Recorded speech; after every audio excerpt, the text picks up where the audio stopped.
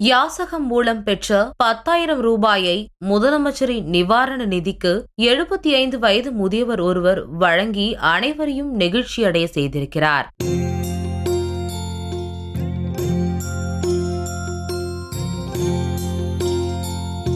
தூத்துக்குடி மாவட்டம் ஆலங்கிணறு பகுதியைச் சேர்ந்த 75 வயதான பாண்டியன் என்பவர் தனது மனைவியின் மறைவுக்கு பின் பொது சேவையில் ஈடுபட வேண்டும் என்ற நோக்கத்துடன் ஊரூராக சென்று யாசகம் பெற்று வருகிறார். அவ்வாறு கிடைக்கும் தொகையை முதல்வர் நிவாரண நிதி, அரசு பள்ளிகள் மற்றும் ஆதரவற்றோர் இல்லங்களுக்கு நன்கொடையாக வழங்கி வருவதை தனது சேவையாக கொண்டுள்ளார் முதியவர் பாண்டியன். அந்த வகையில் கடந்த சில நாட்களாக விழுப்புரம் பகுதியில் தங்கி யாசகம் பெற்று சேகரித்த 10,000 ரூபாயை விழுப்புரம் மாவட்ட ஆட்சியர் ஷேக் அப்துல்லா ரகுமானை நேரில் சந்தித்து முதலமைச்சரின் நிவாரண நிதிக்காக பாண்டியன் வழங்கியிருக்கிறார். பின்னர் செய்தியாளர்களிடம் பேசிய பாண்டியன், விழுப்புரம் மாவட்ட ஆட்சியரகத்தில் இதுவரை 4 முறை முதலமைச்சரின் நிவாரண நிதிக்கு தொகை வழங்கியதாகவும் 5வது முறையாக தற்போது 10,000 ரூபாய் வழங்கியுள்ளதாகவும் அவர் தெரிவித்திருக்கிறார். தமிழகம் முழுவதும் பல்வேறு மாவட்டங்களில் அரசு பள்ளிகள்